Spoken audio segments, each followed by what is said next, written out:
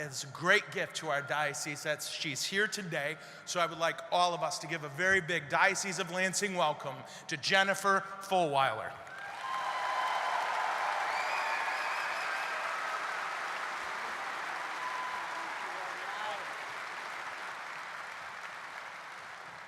Thank you all. It is truly wonderful to be here.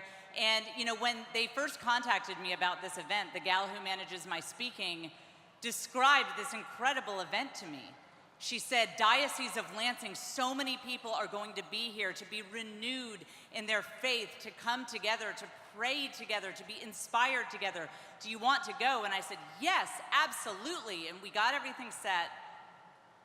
And it was only a few weeks later that I said, what month is this conference in?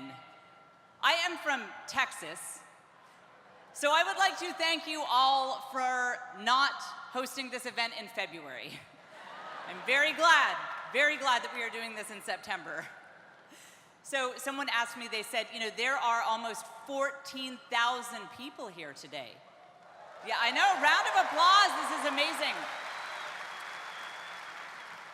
They said, Jen, do you get nervous? Is speaking in front of a stadium full of all these amazing people? I answered this person by saying this. I've got 6 kids. We live in a 3-bedroom house. My husband just got a 130-pound dog that is not potty trained. We homeschool. Guys, this is what I do to relax.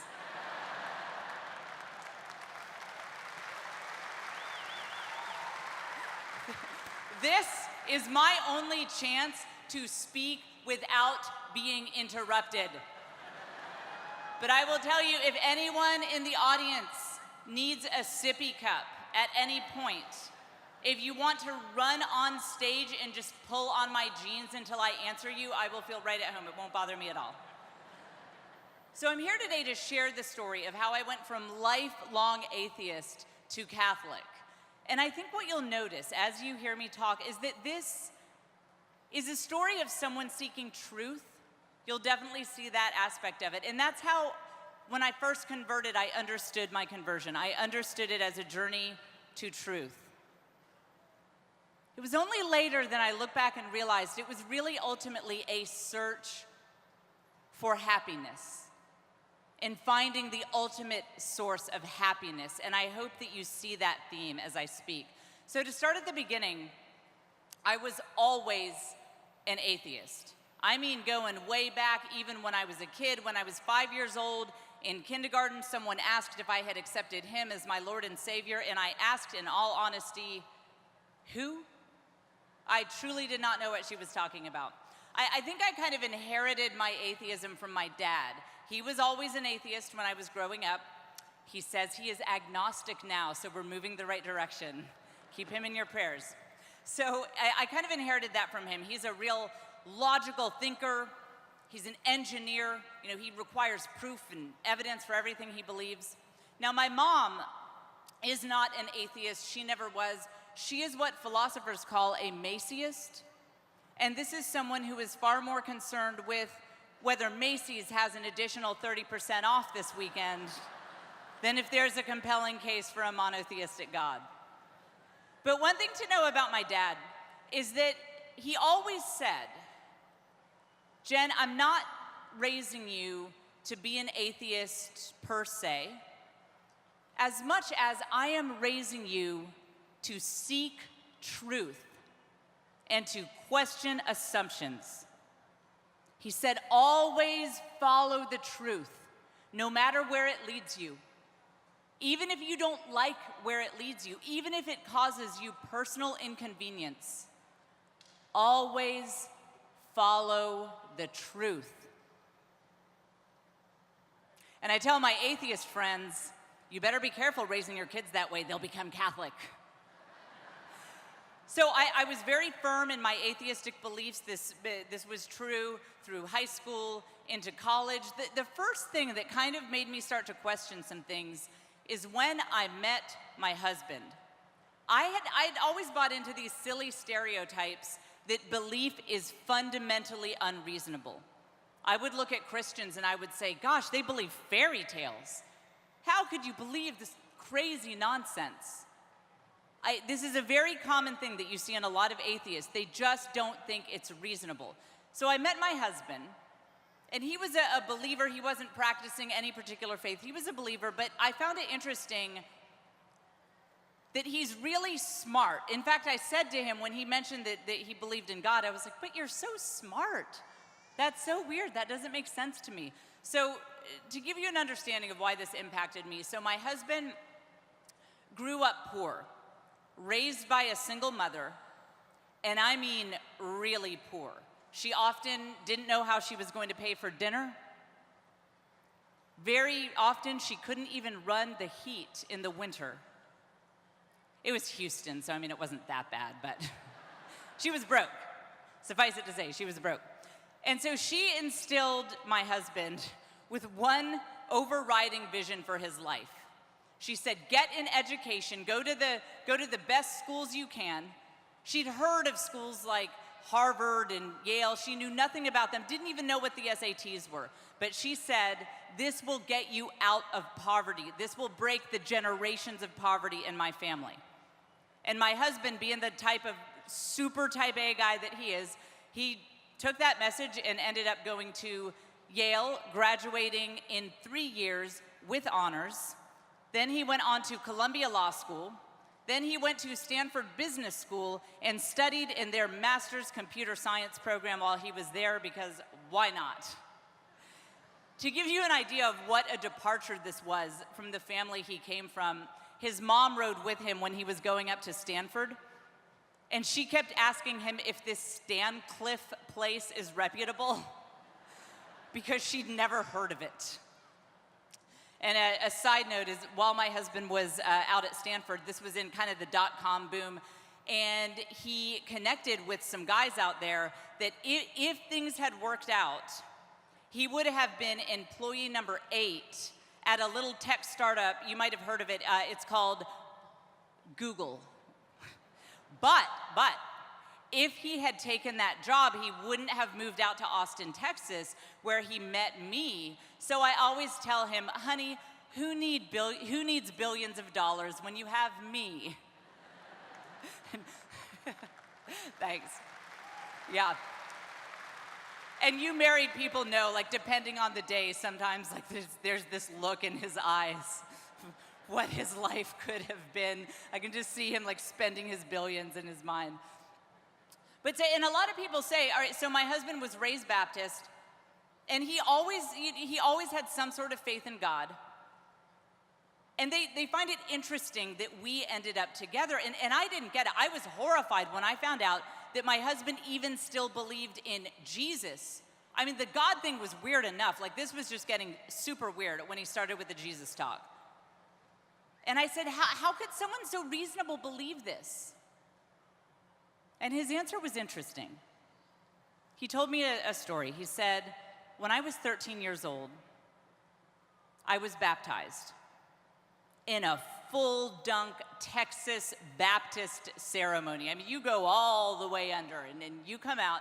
He said, when I came out of the baptismal waters, I encountered something. I encountered someone. And he said back at this time, he said, you know, Jen, I know you say, I never read the Bible. I never go to church. I hardly even pray. But I will never deny that on the day of my baptism, I encountered the living presence of Jesus Christ, and I will never deny that. And I was like, oh, he's so weird. This is weird. This religion talk is so weird, making me totally uncomfortable. So I didn't get it. So we went on, but he got me thinking. That was the first step for me leaving atheism. He got me thinking. You know, this guy's reasonable. He's smart. He's even got all these smart friends from all these schools, and they're into the Jesus thing too. And it just kind of got the wheels turning in my mind. The big thing that was really the death knell for my atheism was when my first child was born. And for those of you who come from these wonderful, big Catholic families, you have to understand what a shock this was for me. I am an only child. Joe, yeah, thanks. Shout out for the only children. All right. Any other only children here? All right, all right. So I'm an only child. Joe, my husband, is also an only child. I grew up around only children, around people who just had one sibling. I mean, I never had a friend who had a baby in the house growing up. So by the time I was expecting my first child, to be honest, guys, I kind of forgot what they taught us in health class about where babies come from. I think like in the back of my mind, I thought that new human beings are formed in a cloning room at the back of Starbucks.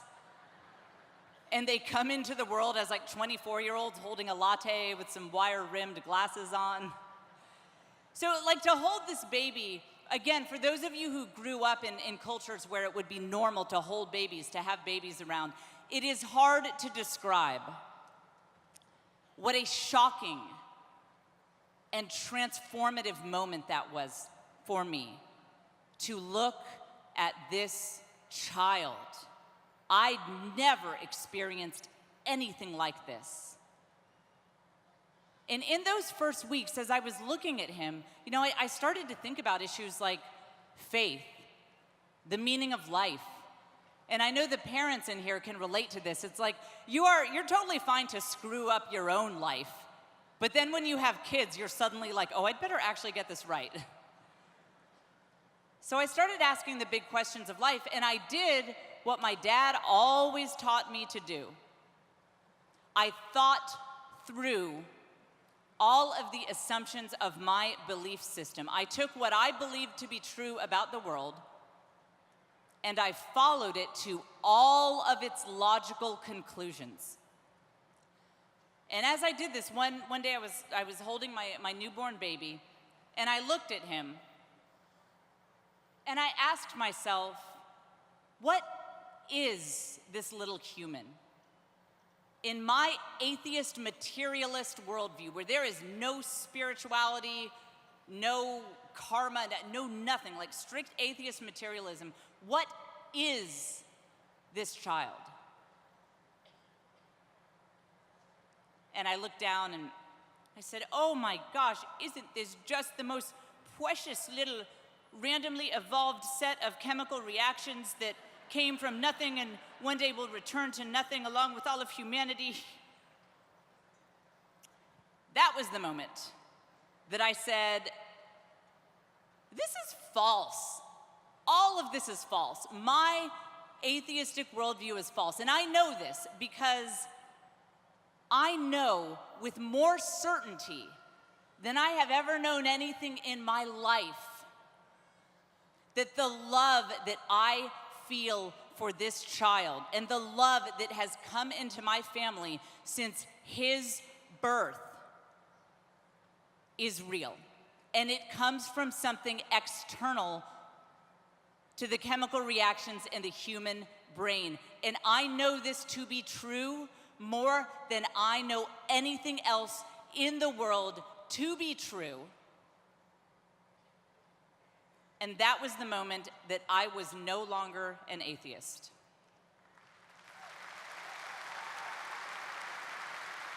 By the way, keep the applause going. My son, this baby I'm talking about, he was born 14 years ago yesterday. I was actually not home for his birthday because of this event, which we're so happy that I was able to do it. So give him a round of applause.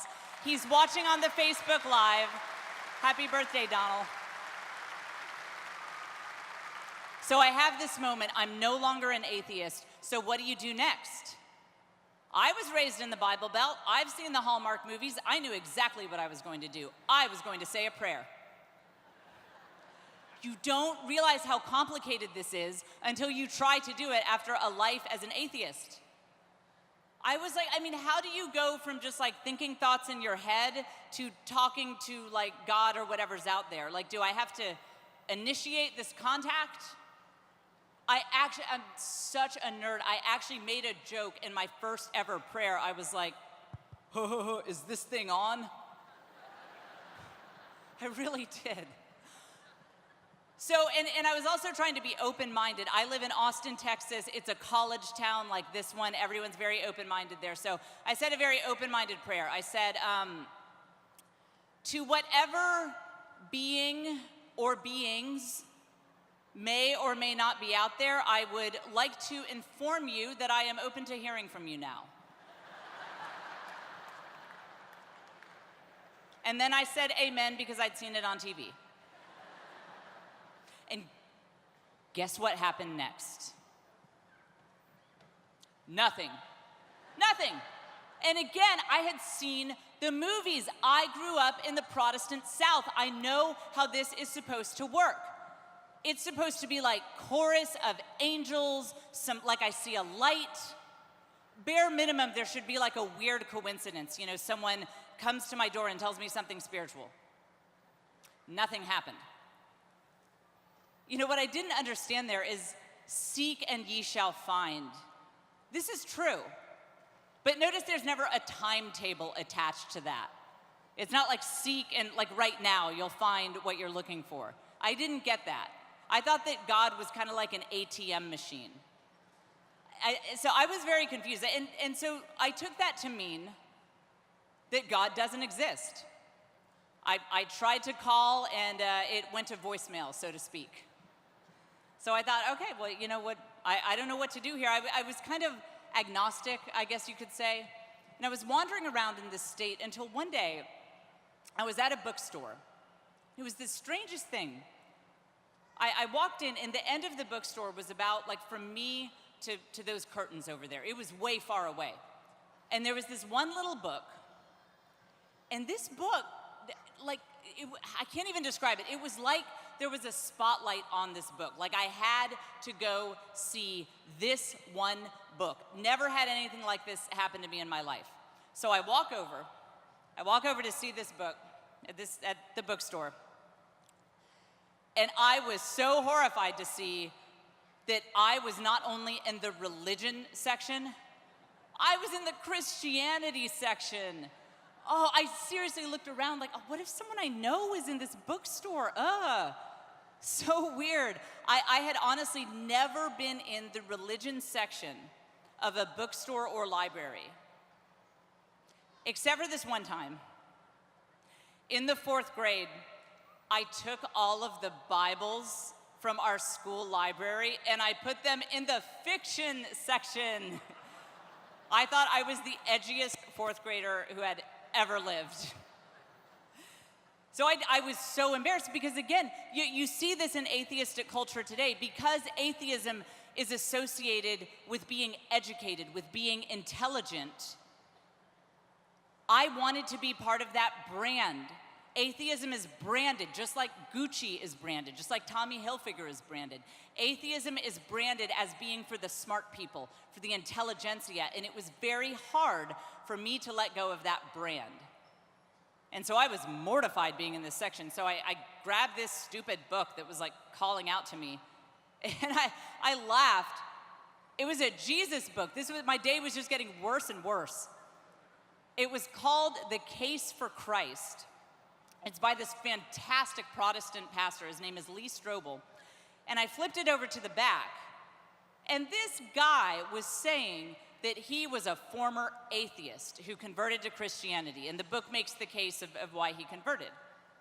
And I thought, no, atheists don't convert to Christianity. Maybe atheists become Buddhist.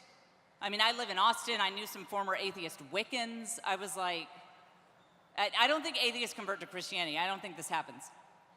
So I picked up the book just to make fun of it. But he said something interesting in the first pages. He said, I'm not trying to convince you to convert to Christianity here on the spot. He said, I just want to convey to you that there might be more evidence here for this belief system than you think. My only goal with this book, Lee Strobel said, is to just convince you that there is more to look at here than meets the eye. And so I started flipping through the book, and I found that he made some interesting points. So this guy he went to Yale Law School, and he was the legal correspondent for the Chicago Tribune. And again, a big atheist like I was. And he said a bunch of interesting things. But I'll just give you one example of something that just got me thinking as I was standing there in the bookstore. I moved to a different section, like in case anyone saw me. I moved like to world history or something. So I'm flipping through this book. And just one example of something that stood out to me. He said, think about the tremendous religious tradition of the Jews. They had all of these practices, like animal sacrifice, keeping the Sabbath holy, that they held to for thousands of years despite unspeakable persecution. And then you have this middle-class guy named Jesus come along from a lower middle-class region.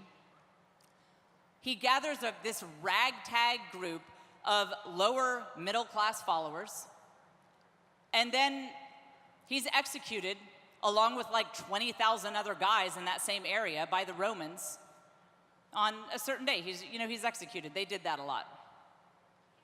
But yet,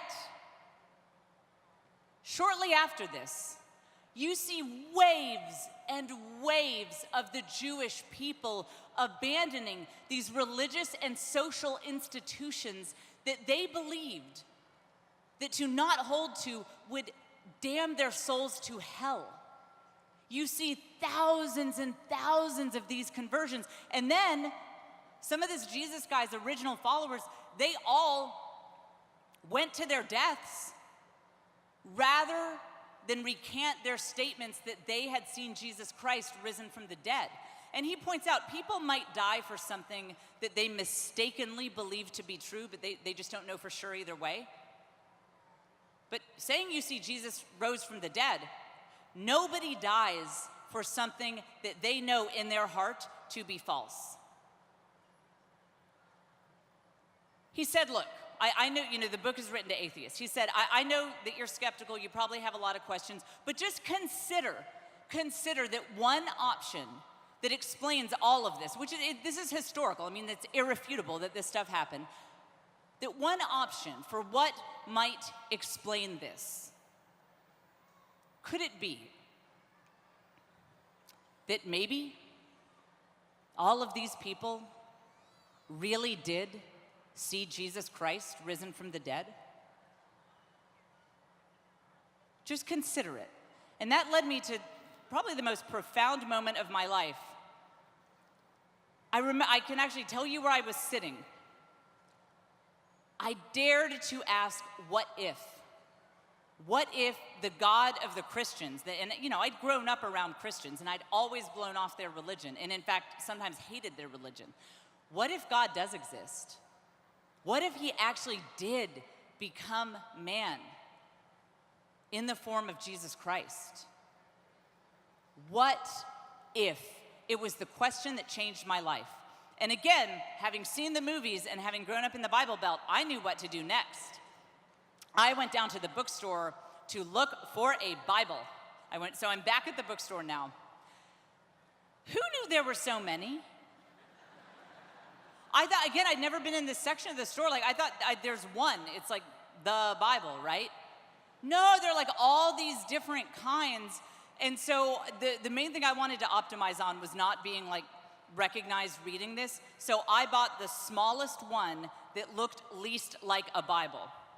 The Bible they handed out today, that I was looking for that. You guys should use that. You can put it in your pocket. I bought the smallest Bible that I could, and when I checked out, there were some people in line behind me. And so I actually loudly asked for a gift receipt. I was like, I will be needing a gift receipt for this because it's not for me. It's for my friend.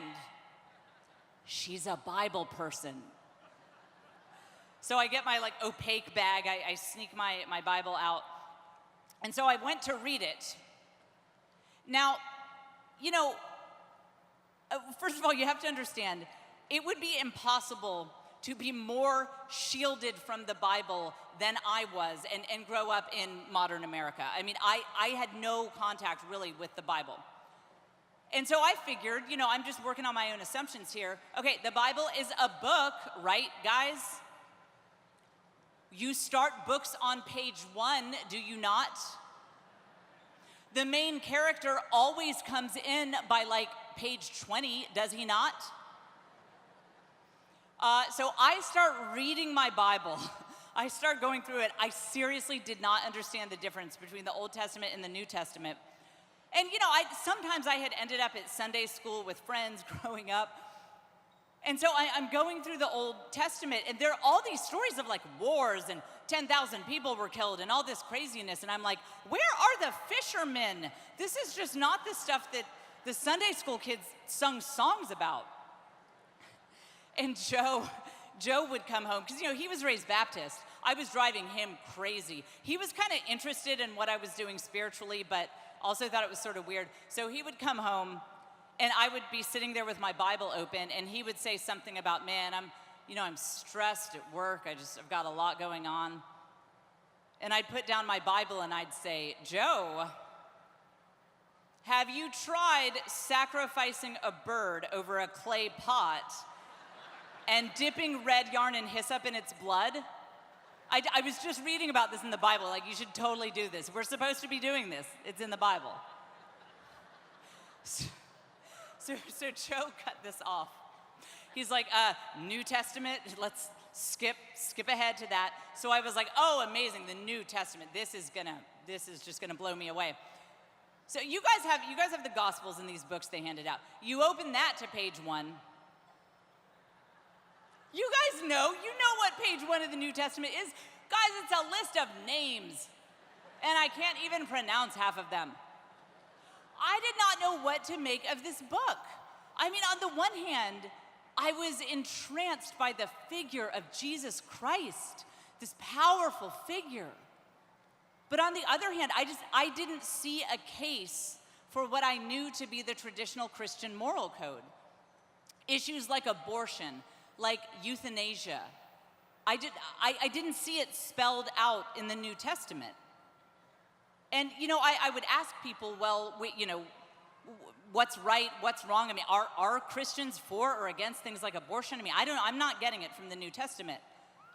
And people would say, well, you know, we Christians, we can kind of agree to disagree on those issues. But here's the thing, and I realize this even at this point, you really can't. Because C.S. Lewis points out that the whole idea of Christianity is that God is good. When we say God is good, we're not saying what God is. We're saying what good is. We're saying that God is the source of all love, all goodness, all good things that you yearn for, the bottom of your heart. That's what God is. You're yearning for God. And so to define a moral code is to separate what is good from what is not good, what is of God from what is not of God. And so, you know, the question I had been asking at this point all along was, who is Jesus Christ? Who is he? And the Jesus who says, hey guys, it's all good, like really whatever you want to do, you know, let's just have like a group hug. You do you, I don't even care.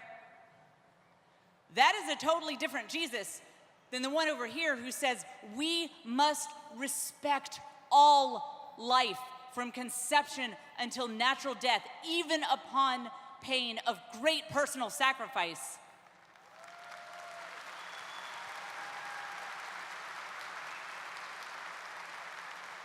That ain't the same Jesus as the one over there. And so I also had questions like, you know, this idea of I pick up the Bible and therefore I know everything that there is to know about Jesus and Christianity. I was scratching my head saying, but this requires literacy. The world literacy rate today is only 80%.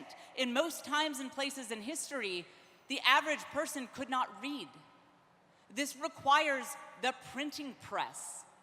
When Bibles had to be hand copied, they were outrageously expensive. The average person couldn't own a Bible. Also, I'd read that in the first 100 years, 300 years of Christianity, the Bible we know it as we know it today was not even in existence. These were some OG Christians dying for their faith, and like they didn't even have this book that I am being told, that just me and this book are going to figure this out alone. And so I had been talking with some Christians online, and I went to them, and I said, you guys, I got some bad news for you. Your religion is bunk. I'm sorry, it's just really bad news here, because there are as many opinions as there are people in the world about what your moral code actually is. This system of like, I pick up the Bible and that's the only way for me to know Jesus alone, it requires literacy. It requires the printing press. Frankly, it requires free time to read the whole thing. That was another thing. They would be like, Jen, you have to read the whole Old Testament to understand its context with the New Testament. I was like, don't you guys have jobs? Because at this point, like, I had 2 kids, and I was like, I don't have time to go get my PhD in scripture. This didn't make sense to me. And I thought I made a good case when I told these online Christians that this was bunk. I thought they'd be like, Jen, you are so right. Where is the nearest Buddhist temple? Because those are some really good points. That's not what they said. They came back at me with something else. They said, hey, Jen, what about this? Just think about this for a second. What if, another what if here, what if before Jesus ascended to heaven, he founded a church? Just one church. What if, like he did with the writers of the Bible, he worked through imperfect, really imperfect people to convey perfect truth? What if he promised to stay with this church until the end of the age and to guide it to know truth and goodness? And I said, yes, yes, yes, this makes so much sense. This explains how we even got the Bible in the first place. This explains how Christians could have encountered Jesus, known Jesus, even in those 300 years before the Bible as we know it now was in place.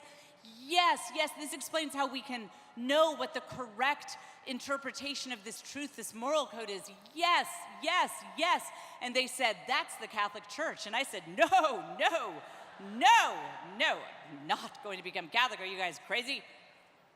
But I quickly got to the point where I realized, and Joe, he was raised Baptist. He thought this was super crazy. But I quickly got to the point where I realized I don't have any other choice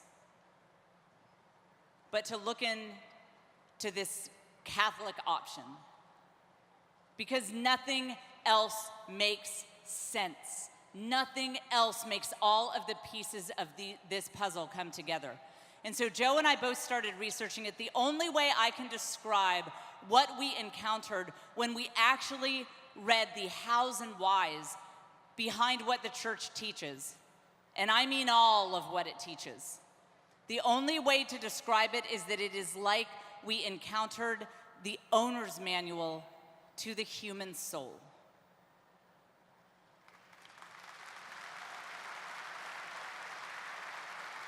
This church knew us better than we knew ourselves. And this was shortly after the horrific scandals of 2002. And people came to us and they said, haven't you read the news reports? Don't you know how bad this church is, going all the way up to the hierarchy? And Joe and I read the history of the Catholic Church, about the members of the hierarchy throughout history. And here is what we found. In terms of the holiness of its hierarchy and its members, the Catholic Church is a disaster. It has always been a disaster. And that is the fundamental question that Joe and I faced. Can you really believe? Can you really believe that God, just like he took that ragtag group of people when he walked this earth, can you really believe that he would work through humans? That he would work through bad people, corrupt people? And here's the thing. In a way, it actually fueled my faith. Because the more I read the news reports from 2002, the more I read the history of this church, I said, you know what? corrupt people, immoral people. They are always the very first to sell out to power. They are always the very first to tell the local dictator or king or whoever it is, whatever they want to hear. Yeah, we'll change the teachings of our religion. Just, give me that bag of gold over there. Sure, I'll tell the people to believe whatever you want. And so the fact that this church is still here and has been here for 2,000 years, empire after empire has fallen away around it, and yet it is still preaching the same unchanging truth, despite the fact that it is often filled with some really corrupt people at the very highest echelons of its hierarchy. I said, I see something here that people cannot do on their own. I see the fingerprints of God in this institution.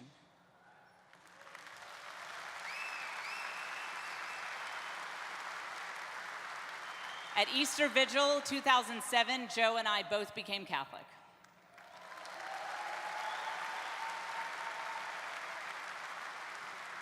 And we rode off into the sunset, and life was perfect after that, right? You guys who are converts or you came back to your Catholic faith, isn't that how it works? Like you come back to your faith and then your life is like totally perfect. You don't have any problems anymore. No, that's actually not how it worked. So I'd been so inspired by this vision of love and, of family. We found out we were expecting our third child, and then we kind of realized only afterwards, we have no money actually for this. And at the time we were living with my mom. We had no place to live. And then I'd recently been diagnosed with a very serious blood clotting disorder, and I required life-saving medication to keep me alive during this pregnancy, but it was $1,000 a month. I very quickly got to a deep, low point. I was so overwhelmed. We had just converted to Catholicism. My faith was weak. I was so overwhelmed, and I cried out to God. And I opened a book one day. You've probably had a moment like this where you just see a line and you know it's meant for you.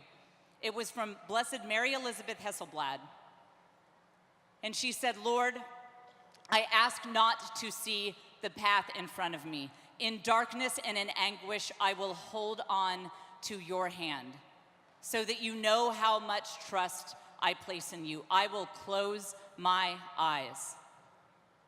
I knew that I was being asked to close my eyes. The Lord was saying to me, close your eyes.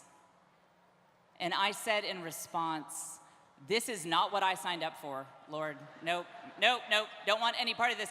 I thought that converting to Catholicism was going to be just like being an atheist, but with some different views and less free time on Sundays. I was being asked to count on the Lord, really rely on him. I was like, what am I, Protestant now? I didn't think that's even how Catholics do things. What is going on here? So I said, okay, all right, you're asking me to close my eyes. Lord, here's what I need. I need a house. Let's start with that. Joe and I used to live in a condo downtown, so even if we did get a house, we have no furniture. I would need a couch, a coffee table. I'm really saying all this in prayer. I'm like, I need a couch, a coffee table, a refrigerator, a bed, and some lawn equipment. Oh, and this medicine, it costs me like $1,000 a month. I need you to take care of that too. Amen. I didn't know any better, guys. So I go shortly after that, the day after I said the prayer, I went to pick up this medicine that's always $1,000 a month, but sometimes they would give you samples. We didn't have the money for it. But I showed up, I kind of messed up my hair to look extra pathetic. I showed up to get a sample, and the woman starts processing my payment thing before I can give her my song and dance. And she says, okay, that'll be $30. And I was like, no, I don't want to deal with the paperwork later. It's $1,000, it's $1,000 and I can't afford it. I'm just asking for some freebies. She said, no, $30. So I took the medicine and ran. And as I was outside, I was like, Lord, was that you? I wasn't sure. Shortly after that, a construction detour sent Joe through this neighborhood. We saw a for sale by owner sign walked in, the guy had just put up the sign 2 hours before we drove by. We got that house so cheap that the mortgage company required a sworn affidavit, like notarized and signed, that said that we had no previous relationship with the owner. We still live in that house today, by the way. Oh, it gets better. My dad announced tough life for him. He got a job in a fully furnished apartment in the Cayman Islands. Poor man. He said, hey, Jen, this apartment is fully furnished. I don't know what I'm going to do with all my stuff. Do you have any use for a couch, a coffee table, or a bed? I had told nobody about this prayer. This was a private prayer. My mom says, hey, I heard you got the house. Congratulations. I have always wanted a black refrigerator to match my appliances. Would you mind taking my refrigerator so that I could get a different one? The man we bought the house from was moving into a condo, and he said, by the way, I'm going to gift you all of my lawn equipment.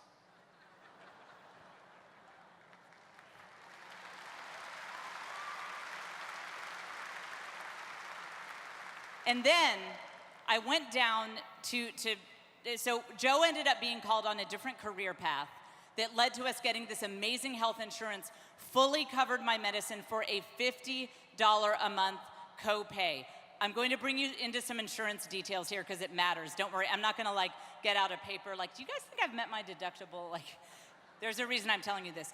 The new insurance that we now have for life, $50 for this medicine. But I thought, I'll go get one more round on the old medicine because it was $30, I'll save a few bucks. So I go in, and this was the last week before this old insurance would no longer be in effect and we'd have the new insurance. And I said, hey, I'm here to pick up my prescription. And they said, that'll be $1,000. And I said, no, I was here just a few weeks ago and I don't know what changed. It had always been $1,000, but for some reason it's 30 now. So the guy is, clicking and looking. And he said, no, I'm looking right here. It's $1,000. And I said, no, it's 30. I was just here. Look up my last transaction. He said, ma'am, we have no record of that transaction. I was like, all right, that's God. Okay, I get it. Now, what's the lesson here? Is the lesson that you give God a laundry list of things you want and he'll give them all to you? No, but just in case that does work, I do have my eye on the iPhone XS, Lord, if we're still doing that. No, the lesson here is that God wanted me to understand that I can rely on him in a real way, and that is the message that I want to leave with you tonight. I've got good news and bad news for you. Nothing in your life will ever make you happy other than the love you give and receive. There is nothing else that will ever bring you happiness other than that.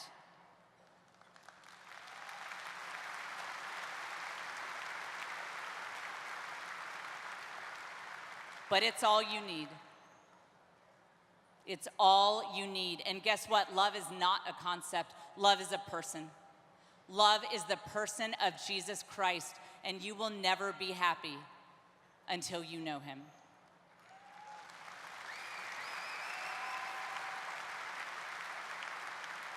I'm going to end with a short story because I know that a lot of you in here are thinking of who is not here. I know that a lot of you have loved ones who have fallen away, who are maybe where I was 15 years ago. Maybe it's your son, your daughter, your niece, or your nephew. You raised them Catholic, and where are they? They're atheists now. So I had this moment right before we baptized my son where I was going through, I was trying to find something to wear, and I'm opening all these drawers, and as I'm trying to find something to wear, I'm asking God, how did I get here? How did I get here? I was a militant atheist my whole life. How did I get here? And with that prayer on my lips, as I was opening drawers, I pulled this one drawer open, and a long, narrow box slid to the front with those words on my lips. I held it up,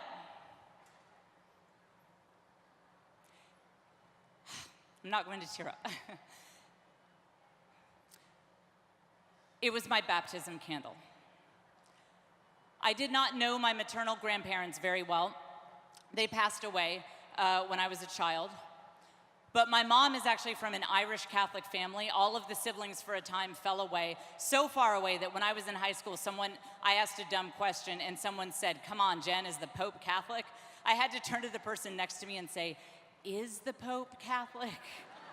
I wasn't sure. So they fell really far away. But before my grandparents passed, they asked that I would be baptized Catholic. And when I found that baptismal candle, as I was asking, how did I get here, I realized that at the moment of my baptism, I was sealed with an indelible mark of belonging to Christ that not even an entire life as an unrepentant atheist could wipe away. So for your loved ones who are not here, if they were baptized Catholic, there's special hope for everyone. But your loved ones who have been baptized Catholic, there is so much hope for them, because just like me, they have belonged to Christ all along. Thank you. Hold on.